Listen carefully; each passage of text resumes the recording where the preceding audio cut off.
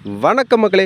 உலக பிரசித்தி பெற்ற தலமான திருச்செந்தூர் அருள்மிகு சுப்பிரமணிய சுவாமி திருக்கோவிலில் இன்று ஞாயிற்றுக்கிழமை அதிகாலை 4 மணிக்கு கோவில் நடை திறந்தாங்க. 4:40க்கு விஸ்வரூப தரிசனம் நடைபெற்றது. 6 மணிக்கு முதல் அபிஷேகம் நடைபெற்றது. இன்று அமாவாசை நாளில் ஏராளமான பக்தர்கள் சுவாமி தரிசனம் செய்து வருகின்றனர். மக்களே, கோவில் சண்முக விலாசம் முன்பு கட்டடப் பணிகள் நடைபெறுவதால் அந்த பகுதிகள் பிளாக் பண்ணி வச்சுருக்காங்க. அதனால் பக்தர்களுக்காக கட்டண தரிசனம் தற்காலிகமாக மாற்றி அமைக்கப்பட்டுள்ளது.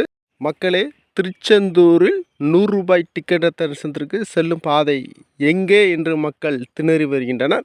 அதாவது மக்களே, திருச்செந்தூர் முருகா திருவடி சரணம் என்ற போர்டிற்கு இடதுபுறத்தில் பொது தரிசனமும், ஸ்ட்ரெயிட்டாக சென்றால் கட்டண தரிசனமும், அதுபோல் அந்த போர்டிற்கு வலதுபுறமாக சென்றால் வடபிள்ளையார் கோவில் மண்டபம் வழியாக கடற்கரை பகுதிக்கும் நாளிக்கிணர் பகுதிக்கும் மொட்டை அடிக்கும் இடத்திற்கும் செல்லலாம்.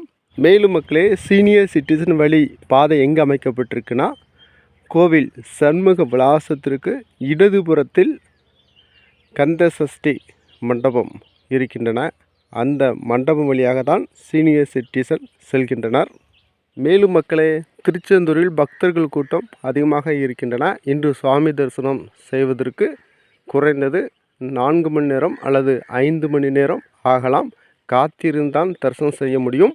அதனால் சுற்றுப்புற மாவட்டங்களில் பக்தர்கள் வெயிட் பண்ணி தரிசனம் செய்யலாம். நாளை அப்டேட். நாளை திங்கட்கிழமை வழக்கம் போல் காலையில் பக்தர்கள் அதிகமாக இருப்பாங்க. 11 மணிக்கு மேல் நார்மலான கூட்டம் இருக்கும். அதனால் வெளியூர் பக்தர்கள் சுவாமி தரிசனம் செய்வதாக இருந்தால் பிளான் பண்ணி வாங்க. இந்த தகவல் ரொம்ப பயனுள்ளதாக இருந்தால் நம்ம சேனலை சப்ஸ்கிரைப் பண்ணுங்கள், லைக் பண்ணுங்கள், ஷேர் பண்ணுங்கள். திருச்செந்தூர் முருகக்கடவுள் அருள் கிடைக்கும், நல்லதே நடக்கும். என்றென்றும் உங்கள் திருச்செந்தூர்லேருந்து எஸ் மணிராஜ். நன்றி, வணக்கம்.